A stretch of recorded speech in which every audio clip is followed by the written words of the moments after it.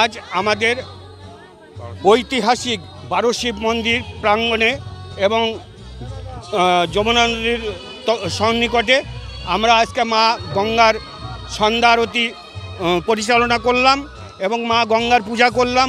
মা তুলসী দেবীর সাক্ষাতে মা গঙ্গার উদ্দেশ্যে অর্ঘ্যদান করে আমরা আজকে মহা আরতি যজ্ঞ করলাম। এটা ভারতবর্ষে অযোধ্যাতে প্রতি বছর হয়ে থাকে এই শ্রাবণ মাসে।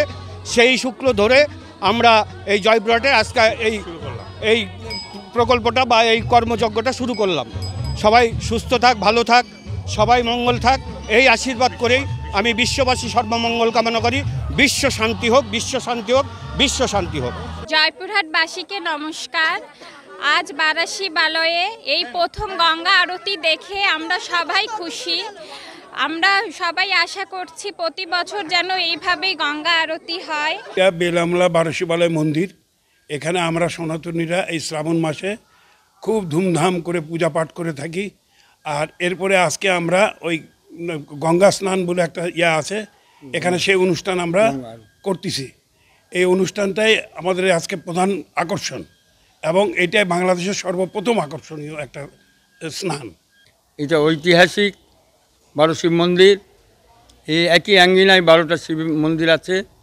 এখানে শ্রাবণ মাসে, প্রতি বছর শ্রাবণ মাসে 1 মাস ধরে এখানে শিবের পূজা হয়। এখানে বিভিন্ন দেবী দেবতারও প্রতিমা রয়েছে। আমরা এখানে সনাতন ধর্মীরা সকলে আসে পূজা করি। দেশের বিভিন্ন জেলা থেকেও ভক্তবৃন্দরা আসেন, তারা পূজা করেন। এবং আজকে আমরা যে আরতিটা করলাম, গঙ্গা আরতি, এটা জয়পুরহাটের সর্বপ্রথম এই গঙ্গা আরতি করা হলো। এর উদ্দেশ্যই হলো দেশ জাতি এবং আমাদের সকলের মঙ্গল যেন হয়, আমাদের উন্নয়নের দিকে যেন আমাদের দেশ জাতি এগিয়ে যায়, এই আশাতেই আমরা এই আরতি অনুষ্ঠানটা করলাম। ছোট যমুনা নদীর ধারে আমাদের আজকে এই যে গঙ্গা আরতিটা হলো, এটা এক ধরনের ব্যতিক্রম। এখানে আমরা অনেক আনন্দ করেছি, অনেক সুন্দর এই আয়োজনটা হয়েছে। আমরা সবাই মিলে অনেক আনন্দ করেছি এই